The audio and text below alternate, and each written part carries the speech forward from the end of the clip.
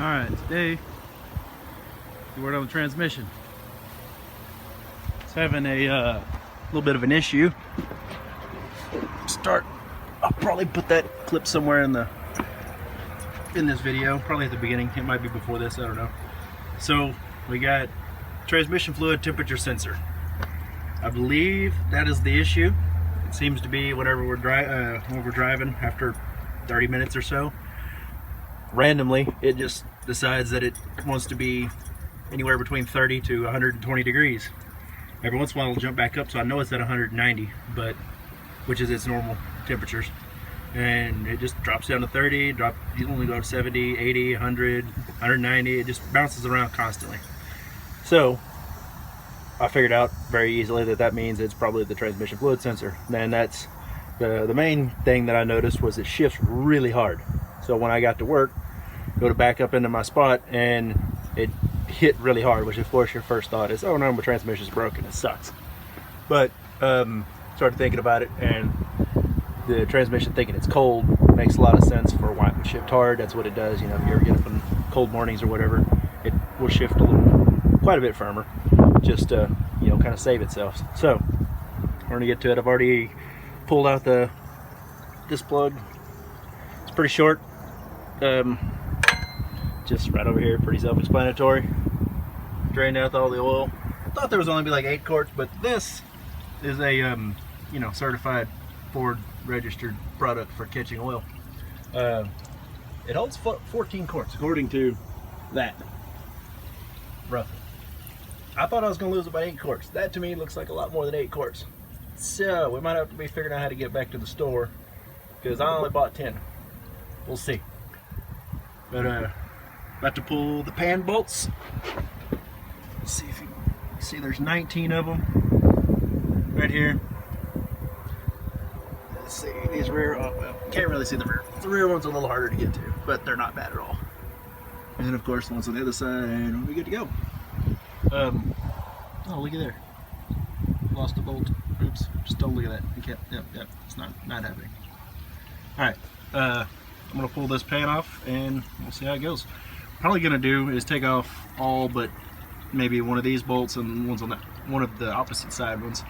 Kind of let it get out of the way and let it catch, because it's most likely going to dump a lot of fluid out of this backside. Like, it's still full. You notice the plug is higher than the bottom of the trans pan here, so like there's still some in there. It's gonna make a mess. So far I haven't made a mess somehow. I'm not really sure. I have tried to dress appropriately just to go ahead and take a transmission shower. But I'll get back to you whenever I get that pan off.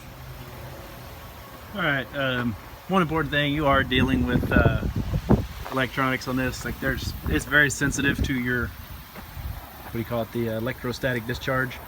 You wiping it with a rag or something, any of the parts on your transmission, you could cause some static. It just doesn't make a lot of sense sometimes, but the littlest things can cause some of the biggest issues. That being said, this is one of the times I will absolutely recommend disconnecting your battery. I have these little pieces of rubber, so I just pop positive side off and make sure it's completely covering that post there. You know, just stay off of there. It's real high-tech material. You know, it's cheap rubber I found in the dumpster. So take that one off. Make sure you take both of them off. And oh, and one very important performance mod here, you've got to have the standard issue Ford corroded battery cable ends. Like, that's just, I don't think this thing will run. It's like the check engine light on a Chevy. That just has to be on in order for the thing to make it down the road. This, that's got the gel, not the gel, well, the electro grease, I can't think, dielectric grease on it, and I clean those off, I don't know, every 4 or 5 months, and then here we go, we have this nice new growth. It's, I don't know, maybe one day we'll discover something like penicillin growing off of this thing, and, you know, Ford will make a fortune. Until then, they're just going to sell a lot of wire brushes at AutoZone and O'Reilly's. So, back to what I was doing down here. Figured I'd go get the tripod, kind of let y'all watch what's going on here. See if I can find you a good spot to set up. Maybe here. What do you think about that? Do you like that spot? I'm not sure if I do, but let's just see here. Nope. Bam! There it is. Look at there. You can see things now. Kind of. Well, actually, I take that back. No, you can't. Let's turn it just a little bit. Maybe a little forward. Look, I'm new at this YouTube thing, guys, so just take it easy on me. And I'm only YouTube certified. I mean, this is my second, third video, something like that. So, I mean, I'm somewhat of a professional. But, you know, I gotta pretend like I don't know what I'm doing just to make it seem more believable. So, got all the bolts out except this one and this one. You see it actually didn't drip that much back here. I think I actually made it all in the bucket. I really don't know how that happened. Apparently there's some sort of miracle happening today. But I got it, and let's go ahead and pull this off. Show you what's inside here, actually. Which, by the way, for those of you who are like me and you do not have a torque wrench, I take everything off of this because it's awesome, and you know, what's the point in having technology if you don't use it? And what I started with is a regular old ratchet, and you take a few of them loose, and you can kind of feel about how tight they are, and then I put them back because I don't have a torque wrench that goes to the 97 inch-pounds that is required for all of these bolts. And actually, I think everything we're going to touch today, most of the stuff in this transmission, I believe, is 97 inch-pounds. At least everything that I've seen or dealt with or heard of. But take them off by hand so you'll feel them. But once you get them loose like these, because there's 19 of them, and you don't want to do 19 by hand if you don't have to. But take them off. If you're just feeling real bored, what you could do is you probably drop a couple of these in that bucket, and that would make for a really fun day. So, I mean, if you're just looking for a good time and trying to burn a Saturday, I highly recommend that. Just throw a couple of them in that bucket and then dig through it. There's no way that can't be just awesomely fun. Oh, yeah, it's everywhere. Look at that. It mostly went into the bucket. Like I said, guys, I'm a professional. You just got to know that. I understand not everybody's going to be able to do that on their first try, but I mean, that's what I'm here for. Show you how things are done. Oh, shit. Let's slide that right up there. Make sure you get you one of these fancy buckets. It's a Ford certified part. It's just in disguise. Maybe you could buy it at Home Depot. That's probably a good spot, you know, if you're doing some tile. Good place to get it. Alrighty, let me grab you here. So, this is what the inside of a 6R140 torque shift Ford transmission. This is what's in the 11 to current models, which I guess would be 19 or 19s or 20. I'm not sure if the 20s are out yet. But same thing, it's in all of them.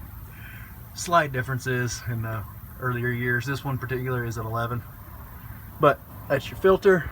There's your dipstick. If you're ever wondering where that goes down to, sticks right off in there. But as you can see here, everything you touch under here is going to have fluid in it. I'm going to pull this filter off. That filter is going to be full of fluid still. I don't know how or why, but that's usually what happens. Is you pop this off, which will be that screw right there, one in the back, and then one on the other side. I'll see if I can stick you over there. You can see it. Yep, it's over there on that side.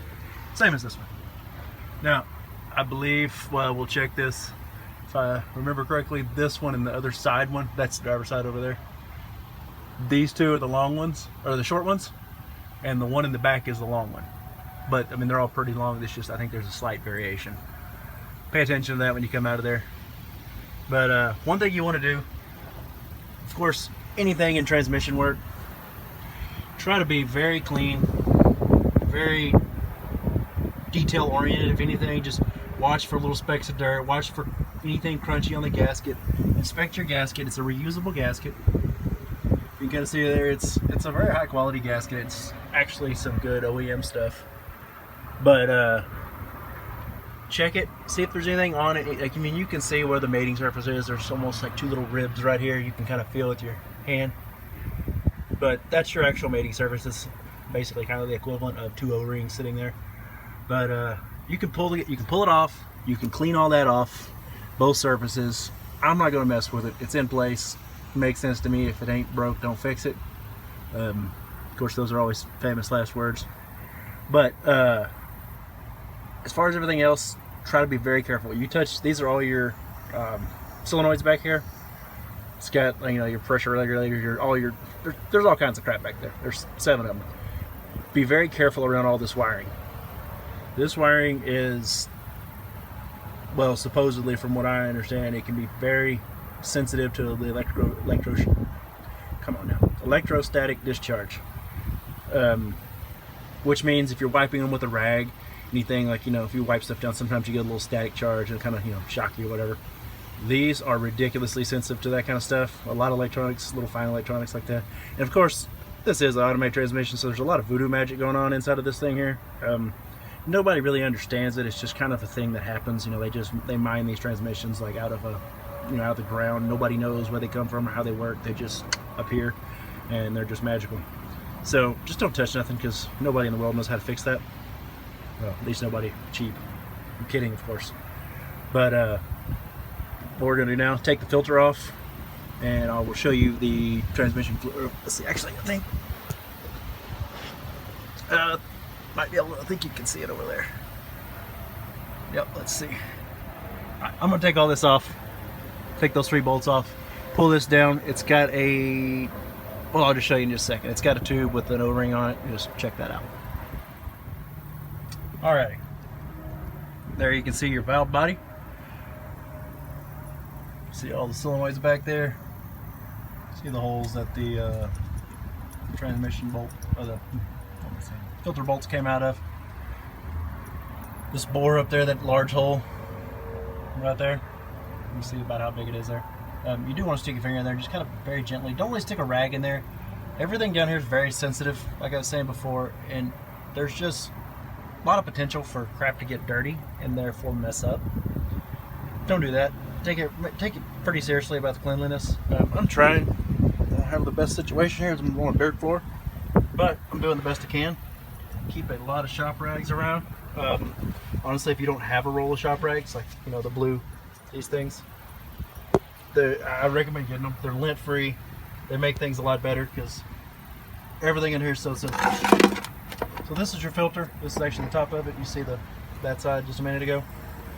There's that, probably, what is that, a 1-inch bar sticking up with the O-ring on it. Make sure the O-ring comes off, especially this process is very similar to the 6 liters and I believe the 6.4s. That O-ring, especially on the 6 liters, I do believe would come off. It's pretty common. It's a little bit different style O-ring, but it'll stay up in that hole, and you want to make sure that you do not let that up there. That's just asking for trouble. That's a huge piece of material left in your transmission to, you know, flop around, break up, have fun, and just destroy everything. So I tried dabbing everything off. Like I said, try not to wipe anything. If you do a lot of wiping, it could create more static. So just take it easy on the wiping. I try to clean it up, but it's just dripping and dripping and dripping. You're never going to get it to stop dripping. You probably sit here for a year and it probably would still drip from what I'm seeing so far. So this, let's get in there. I'm probably not going to get you very close because I don't want this stuff all over my phone. That transmission fluid temperature sensor, I don't know why, that transmission fluid temperature sensor, for some reason, is really hard for me to say. I don't know. I'm just stupid, I guess. Whatever. But what you're going to do, let's see. Let me set you up. I'll be right back. Hold on. Alright. Got you set up and zoomed in there. I can't see the camera from where I'm at, so hopefully this all gets on there. If not, well, I'm sure I'll know it in a minute, and there's no redos, so that's just too bad. This is... come on now. It's got a little tab on there. Oh shit, well, that just broke off. Anyway, little tab that, this little wing, you'll see it here in a second on the new one, clicks into that spot. It's a little bit of a ramp right here, so I can click in the exact position. Twist it out, so it's about a quarter turn, and pull down. And of course, like everything else, it's going to leak. Now, one thing, before you do anything else, if you broke it like I just did, make sure you get the crap out. It's got to come out. There's no room for trash in here. And of course, covered in oil, it's all stuck. Okay, yep, there's that little booger there. Just gonna set that on the ground so I can lose it later. So far, I've kept it to just my hands here, but this is actually that bad. I know if I would have done this in the driveway where it was nicer and easier, but probably would have went everywhere, but now that I'm in the gravel, it's perfect. So another couple little dabs here. Actually expecting a lot more oil to come out than that. I guess I let it drain. What I did was pull the drain plug, put this bucket under, and I went inside, ate some breakfast, had some coffee, watched some Hoonigan for a few minutes. I gave it probably 20-30 minutes to drain out. So there's your little plug. Looks like a little ramp with that. It's pretty simple as far as getting this out. Let's see, how does I forget how this comes out? Oh, there it is. So hopefully you can see me there. There's a little tab. Just pull that little tab out gently. Ow. And slide it straight out. Just kind of hooks over that. Probably familiar. You've surely seen something like that before. And that's your tire culprit. That right there will make you think your entire transmission is going to just fall off from under the truck because it's banging and hitting and, you know, stuff and things. All right. Hold on 1 second now. I'm going to go get. All right. Here's a new plug. Let's see if I can show you guys there. It's kind of hard to see.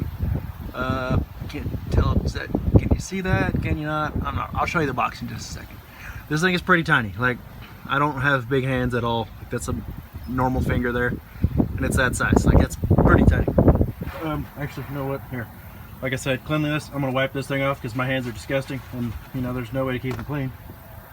So make sure that's as clean as I can be. Keep those two fingers as clean as possible.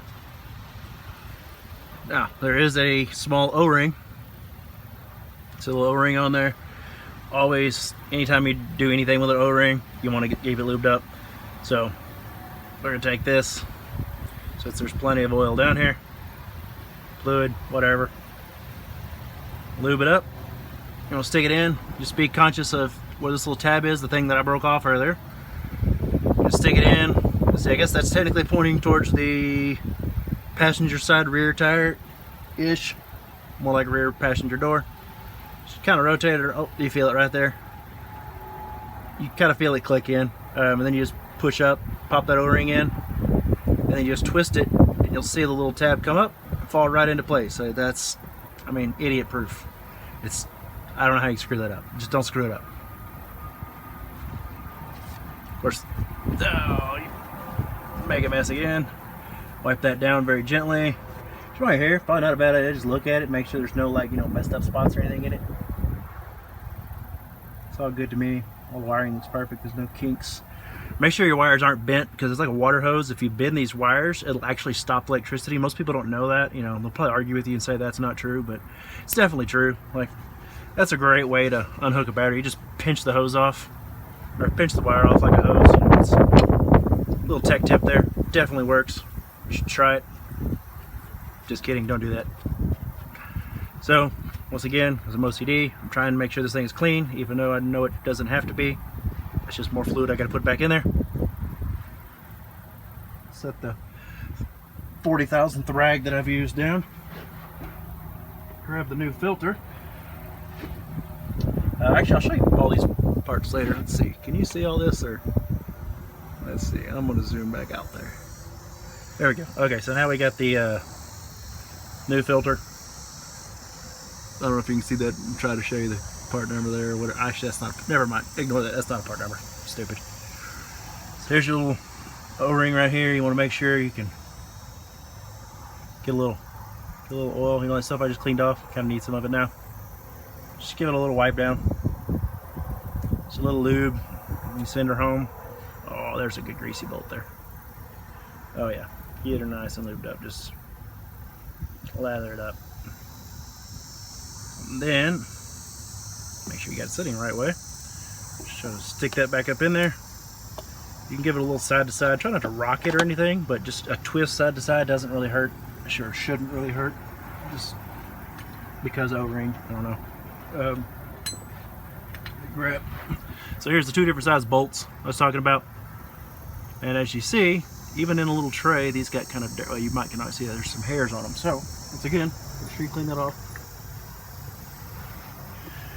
This does go through the valve body. The valve body is the main thing, the main brains, and what makes an automatic transmission an automatic.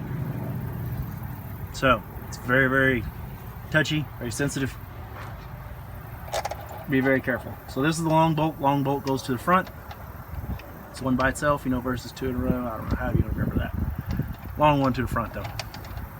Get that in there. And I do know these are 97 inch-pounds. Once again, I don't have a torque wrench. I'm not sure if you... I know math, so I know that 97 inch-pounds, roughly 96 inch-pounds, is 8 foot-pounds. Because, you know, 97 divided by 12 is 12 inches in a foot, inch to pound. There you go, whatever, math. I'm an engineer, trust me. Now, try to unloose the other two bolts. Just may have dropped them. They may have rolled off on my pad somewhere else. Put these in there. And of course, everything in here is aluminum. At least everything that is aluminum is aluminum. If it's not aluminum, then it's not, but it's definitely possibly aluminum. So what you're going to try to do is start everything by hand, get it in there a few threads. Do not give it the ooga doogas with the impact wrench. Like that's just a bad idea. Don't do that. Get all this started in there. I am going to use it to get them run up. It's set on, you know, down here at 1, which is basically like couldn't break plastic. It's already good. There we go.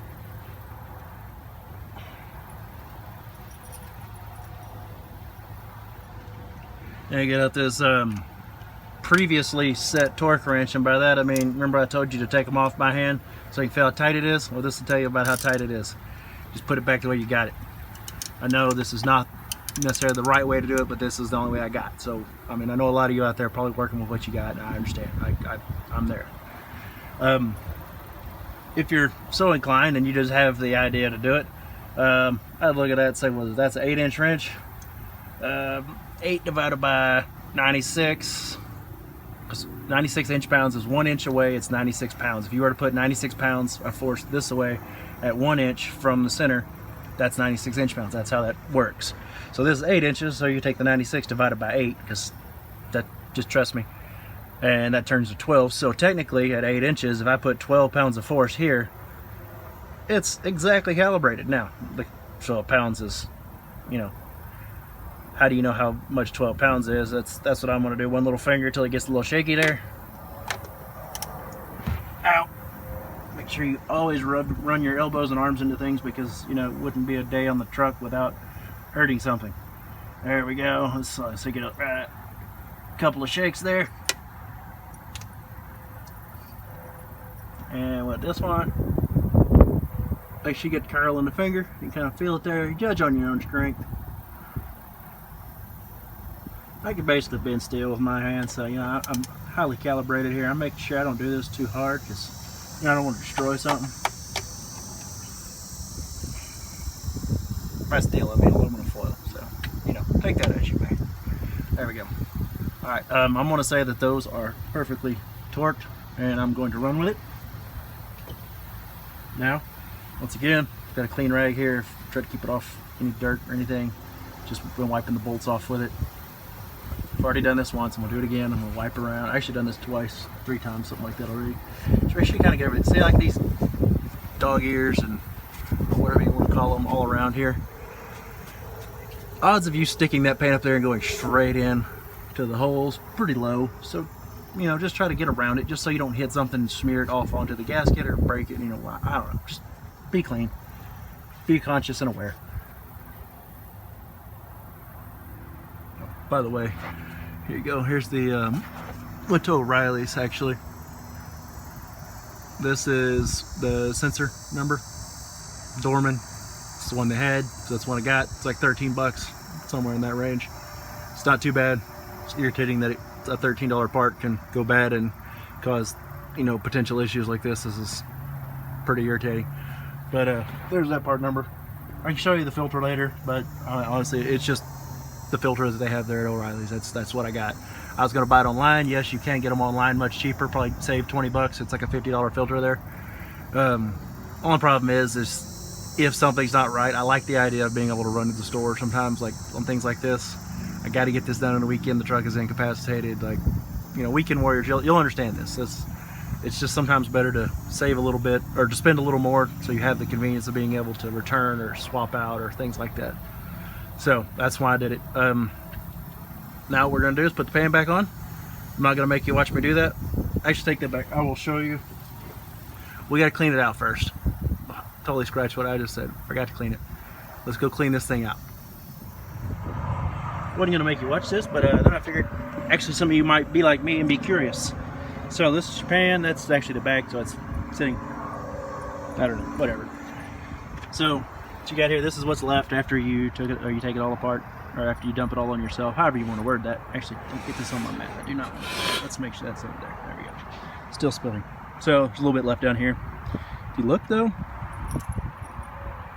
I mean, it looks like that maybe the motor got tired and you know, sweating all the horsepower and whatever. It was like, hey, you know what, I'm going to use some motor oil and put it in the transmission because that's what it needs. And so now it's basically this black gunk that went in as I forget, is this, I think this stuff is red, I forget. Usually transmission fluid, automatic transmission fluid is red. So it's really clean. I was actually expecting to see a lot dirtier. This, considering this truck has never been done before, never been cleaned out, I mean, that's, I don't think that's that bad really. I mean, there's a decent bit of material, but I mean, it's, I wouldn't say that's that horrible. Especially, like I say, it's never been changed, so this is all the break-in, this is everything. It's 186,000 miles of goo. I don't know, I'm actually not too worried about that. I was expecting to see just trash and junk and crap everywhere, but we'll see. I'm gonna clean all this out. This is your magnet here. Of course, with one hand I can't get it off. It's almost like it's magnetized down to the ground there. Look at there. Okay, so we're gonna clean all that off, just some shop rags. Hose all that out with some, I don't know if I don't know if I'm gonna use brake clean. We'll see how bad it is. If it's too bad, I'll use brake clean. If not, I'm probably just gonna try to wipe it all out and not use any chemicals. And then we'll come back and we'll stick it in the truck. And there you go. You can see it's all cleaned up. That's just some spots there. Dirtiness. Try to get all the crap out of the letters there. So be very careful. Take a scraper or something. Very, very, very, very gently. You want to scrape. You can kind of see where it was dark. Like it was almost black to begin with. Kind of like over here. But it's like all the way around. That's what I was saying earlier. You're going to set the pan. The mating surface is actually this shiny part. But if you set it just over here, and when you're trying to put it on and you slide it back over to match the holes up, well, you've just pulled dirt onto that mating surface. And it's not a good thing. Like, don't do that. You'll end up regretting it because you're going to have to dump all this very expensive fluid back out and fix this gasket, which will end up being a tiny little piece of dirt that costs you, you know, 50, 100 bucks. So, make sure your magnet's back in. Absolutely make sure your magnet's back in. It has to be in there. Like, you definitely want that in. There's no exceptions. And you'll be real pissed once again to take it all back apart. Just put that in there. If you forget it, take it apart, put it back in there. Just deal with it. That's what you have to do. Put the magnet in there, it just sits on there, which, yeah, it's there. I'm not going to take it off, show you. So, everything's cleaned out. Like I said, it continues to look dirty, but it's not. It's like a scuff in the paint. So, all good. Now I'm going to put it back up there. Alright, got you set up here. Let's grab the pan. Go ahead and get you a couple of bolts. A couple of your small bolts, the pan bolts. And they're gonna be dirty. Just try to keep, like I say, keep everything clean. Keep everything as clean as you can. There's definitely no punishment for being too clean, but there is punishment for not being clean enough, especially not just barely clean enough.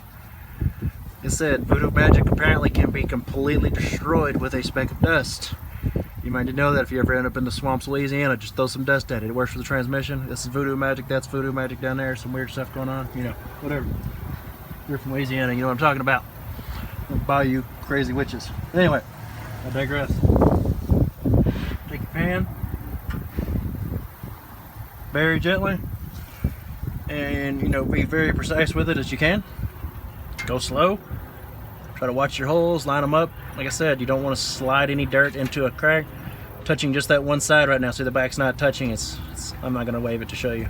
I'll get this one hole in, one bolt in this hole. Run it up there pretty good little way so it doesn't give too much room to wiggle. There we go. And now I've stuck myself. I need to reach the other side, but let's see here.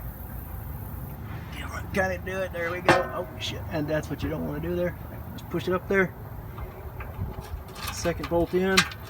Somewhere on the other side. Just try to do 2 opposite bolts. Don't take the hint from me and do the one way up here and then the one way back there. That wasn't the smartest idea, but hey, it works. It's not too bad. So it does that with your hand. That's what I was saying earlier too. I think I told you that, or maybe I was thinking it, one of the two. Be very careful. Everything under here is aluminum. It can and will strip if you do it poorly. Try to get a little aggressive with it, or something like that. Now you just wipe off every bolt and put it back in the hole. There's 19 of them. I'm not going to make you watch that. I'll be right back. Alrighty, so all the bolts back in. Gave them the previously described torque sequence. Try to do everything in a cross pattern if you can. Kind of jump around like here to there to there to there to there to there to there to there to there. Something, that sort of torque sequence. And then I always like to finish off just because there's so many bolts. Actually, I do it on anything like wheels, tires, whatever. Once you think you're done, go back around in a circle, and then even overlap. Like I'll start here, go all the way around this way, come back, and then I'll go back to here, just to make sure. I don't know, for whatever precautionary reasons. Probably not a bad idea. It's my personal preference. I do it on almost everything. So make sure your plug's back in and tight. You kind of say it's somewhat attempted to be clean. I know it doesn't look clean, but comparatively it's clean. I hosed it all down with a just right around the edges, kind of right here and all the way around there, and right here on this cross member. Just kind of hose it down with some brake clean or carb cleaner like I had, because I didn't have brake clean. Just try to wipe down like excess oils and stuff. That way, if it starts to leak, you'll be able to feel the oil. You'll be able to know it's oil. Like that back there, that is just crunchy nonsense that it's essentially bonded to the metal, like it's welded. So I'm just not gonna worry about it. And it's just, all it is dirt. It's just built up over to the almost 200,000 miles of driving this thing. So just get as clean as you can. Make sure everything kind of feels dry. That way you can rub your hands on it like this or whatever. You'll be able to feel that it's wet. You'll know that that's oil. So just a little quick tip. Otherwise you're gonna be like, oh hey, there's oil there. Was that before, or is it leaking, or what's going on? Just a peace of mind later on it. I already went ahead and filled it up. Well, I say filled it. Oof, there we go. Went for a little ride. Went ahead and put it in the dipstick there, or in the fill tube, which is the dipstick. You pull it out of there. Yeah, this little thing. Whatever. Pull it out. You have to kind of hold the funnel up because it's really flat. Like that's actually pulled up a couple inches. And then I had that under here and at the top, and it did all right for the first one. It wasn't quite enough. You have to pour kind of slow, otherwise it'll come back out your funnel. After you get the first one done, this works perfectly. And these little bottles, like see, that's not bent. That's the shape of the bottle. It works out great. Set that on there. It doesn't really want to fall. Plop it up here, and you can dump it in almost as fast as you want, or pretty much as fast as you want. It's very low viscosity. That's LV stands for, Mercon LV, which, at least I haven't shown you yet. This is the, there we go, make sure I get the glare off of it. This is what I'm using here. Motorcraft, it's Ford stuff for a Ford truck. That's just kind of simple thing. I don't go cheap out on things like this. You're only going to do this once every, well, if you do it according to the service manual, every 60,000 miles, I believe. Or in my case, you do it for the first time at 190,000 almost. Just lack of knowledge. I didn't know you were supposed to do it. I just kind of never asked the question. Laziness on my part, or whatever. The LV, this is what's recommended. It actually says it right there. You use Mercon LV, and of course Motorcraft, because it's just a thing I do. And you're not going to get it all. Actually, in this manual, in the glove box, it says that you should use 18.5 quarts to fill it. I know there's quite a bit in the torque converter, and there's in the valve body and this and that, but based on this, that's a 14 quart bucket. Honestly, I think I probably got about 14 quarts out of it. Well, maybe 12. What I'm really hoping is it's only 10, because they only had 10 jugs there, 10 quarts there. So the recommended on these earlier models is 8 to 10 quarts to check it. I put in 8 because I know the later models they'll do like the was it the 13s and up or the 15s and up? I think it's the 13 and up. I forget. But they say do 8 quarts and check it, and the earlier 2 models, the 11s and 12s and maybe 13s, whatever, they do the 10 quarts and check it. This is an 11. I'm not 100% certain on how to know which one is which, and like I said, it's kind of conflicting information that I've heard. So I'm going to put 8 in and let it sit for a little bit. Like this stuff it's going to be in your dipstick tube, so you're not going to be able to read it very well. You're going to pull it out. It's going to be wrapped around on both sides of the dipstick. Completely useless. So just give it a minute. I'm going to kind of clean up. This is your dipstick here. Let's see if I can get a... There you go. So this being an earlier truck, you'll know you have an earlier one that I'm talking about because it has a cold mark. The newer ones, it's just flat up to here. Here's where the hatch starts. And that down there is, I believe it says, what is it, check hot or something. Instead of cold, it's flat, kind of like the ad is flat. So it's flat up to here. It says check hot in parentheses or something. And then it has the hot and then do not add. But this is where you want it at operating temperature. You know, low operating temperature to high, like, you know, 180, 220, somewhere in that area, just give or take. It's kind of an estimate. But this low viscosity stuff actually expands a lot. So that being said, like you'll have it here, you know, it'll be down right above the line, right into the hatching at, you know, 180 degrees or, I don't know, typical running, 150, 180, somewhere in there is fine. And then as you get going, you know, you're towing a big load, or, you know, you got your big girlfriend in the back or something, I don't know, whatever. You got, expands all the way up to here as the transmission starts to work a little harder and get a little warmer. So I'm going to check it. I want it to be somewhere in here before I start it, once I let it all settle in a minute. And once it's there, we're going to get in it and start it. We're going to run it through the gears, which you'll do you'll kind of put it as, I don't know how, just cycling through it. You'll start in park, let it sit for a second, then you put it into reverse, let it sit 10, 20 seconds, something, just enough where you really start kind of feeling the vehicle wanting to move, and then give it a second. And then you go to neutral, you'll feel it kind of relieve, and then drive, and then go down through all the way down to manual. And just give it a constant run through. Just kind of go up and down real slow. I mean, probably, I don't know, it may only take you 20, 30 seconds to cycle through all of them and back up. It's not an exact science. Just kind of give it time to try pulling the oil up into its pumps and everything and getting it dispersed. Then it'll kind of give you a better reading of what's going on. I'll come back whenever after I run through the gears. I may show you that, I'm not sure. Alright, set you up there. Let's check the fluid. I just did it once, but I know we're getting close. Just get you a clean rag. Don't let it shake everywhere. That's what you're going to do here. I'm sure you can see it. So actually this is a great teaching point here. Let's see, can you see that? Where is it at? Up. There we go, focus. So you see it's way up there, in there, the red. Versus if you turn it over, of course this is going to be fun. Okay, there we go. Turn it over. See, it's down there right at the cold. It's actually right, it's kind of filling the letters of cold in. I can't point at it because it's going to flop all over. Yeah, it looks like it's focused. So you got a reading up here and you got a reading down here. Definitely always want to take this lower reading. This up here is all it is just the fluid that's stuck on the inside of the tube and it's rubbing off on the back side or whatever. It may be on this side and this side may be the low side. Always read the low side. The low side of being over here right now. And I'm going to do it again just to be 100% certain, but I did this just a second off camera, just see if I was there so I didn't have to waste your time. Basically, I'd say for about, I don't know, from the end of the stick to here, add it by half a quart. You know, that's about the distance on there. I think that would be safe. So for every 1/8 to 1/4 inch on here, just call it a half a quart, add until you get it to where it's in the cold range. Obviously the cold is going to be. I hadn't ran this thing since yesterday at 9 o'clock when I got home from work. And we're right, looks like about right there. So, let's check it again, confirm.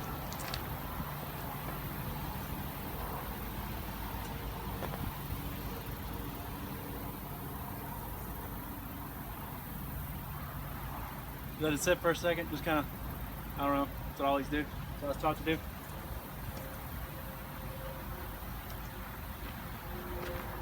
Let it shake or anything. Oh yeah, now you can see it. If I can get you in focus there. Maybe, maybe not, probably not. You can kind of see it there. It's just at the end of the D and cold. So this side, once again, see, it's all the way up to here. It's red. It's fine. That's just how this works. The cold side is actually to the cold there. So I say we're ready to run it through the gears. I'll just leave you going here and we'll do that. Off camera, I just hooked up the batteries too. Cleaned off some of my mold or what, battery acid crap over there. It looks like mold. Clean all that off of there. My fancy prop. Set this away. Of course, everything's gonna roll. Everything's good. Make sure your batteries are connected, both of them. Dipstick's back in. I've already been watching. There's no leaks.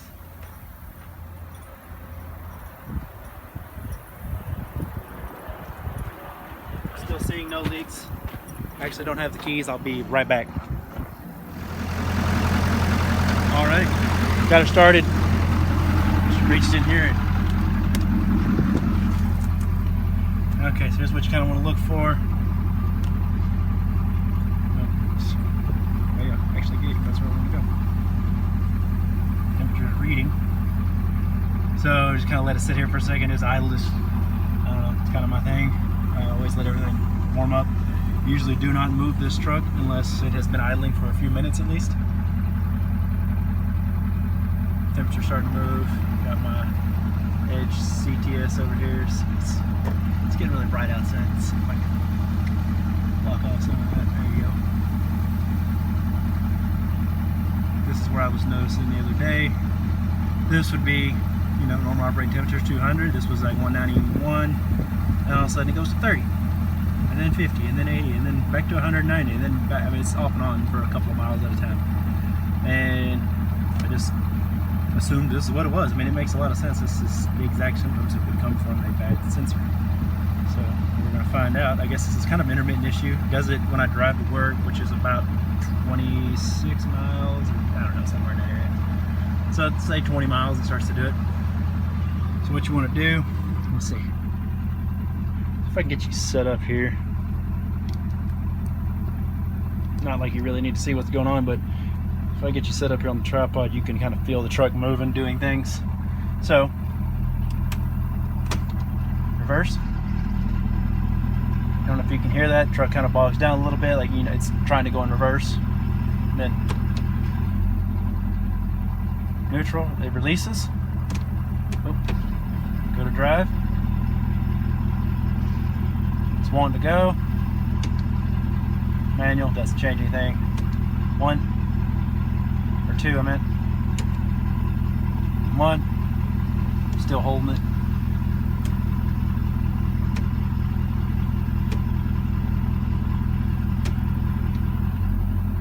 Neutral releases. You don't really notice the difference there between the drive and 1 and 2, whatever. It's trying to go into first gear, so it's not going to show any difference when it's going into actual first gear, because it is.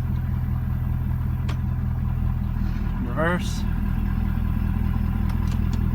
Back into park.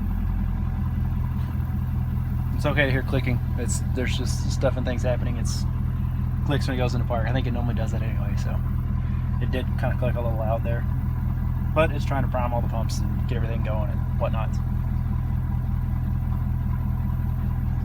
Let's do it again.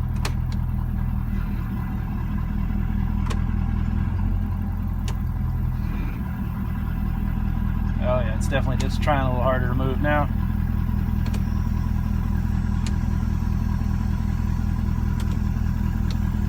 Switch up. Oh, there's 3. Manual 3. That's all I'll let you do in this. Drive. Neutral. That's off. Off the brake. Now let it center itself.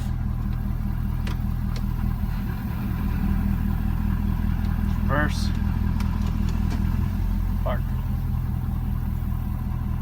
Hopefully now you could see it from the truck kind of moving a little bit. I'm not real sure. I don't know. You may have been able to see that. You may not have. Hopefully you did. If not, be all right. So now that it's kind of an island, you can see the temperature's moving up. Or I'm not sure if you can see that. Well, probably can see that over here. It's too bright. Got you looking into the sun, which is an awesome thing to do. You should definitely try that when you're videoing. Just kidding. We're at 95. We were at, I think 81 a while ago. 80 something.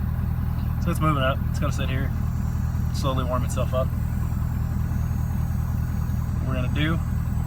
Get out here, check that level again, and let's see how it compares. If it's probably has moved down a little bit. I mean, you would think so, just because it's drained some. But you know, everything you pulled out down there kept dripping and dripping, which is coming from somewhere. It says coming out of the valve body. And I'm gonna get out and check it. I'm not gonna make you do that. I've already talked enough. All right, I realized I kind of left you hanging there. Just kind of stopped the video in the middle of checking the oil levels. As you see there, been driving for 40 minutes. She's sitting at a constant 194. Everything seems to be good to go. I put about 60 miles on her. Check the oil again, or check the fluid again. Everything seems to be good. No issues. Shift's fine. No acting weird at all. It seems to fix the problem, which I was pretty certain it would. But you know, you always have that worry that maybe that wasn't it. But ended up needing 13 quarts. So it was, based on everything I have understood and experienced and everything, it's usually not more than 8 to 10. That's about what you lose pulling a pan. Maybe a little more, but I guess this one decided to drain out really well. I don't know if I call myself lucky or whatever on that, but she's got 14 out of 18 new quarts, or 13 out of 18 new quarts. So basically a complete service and almost a flush. It's probably just what's left in the torque converter and the lines going up to the cooler. So everything seems to go good, or seems to have gone good. So I'll take that as a win, and I appreciate you watching. Thank you. Leave me any comments below if you have any questions or concerns, or just want to tell me I'm an idiot. I don't care. Just let me know in the comments. Thank you.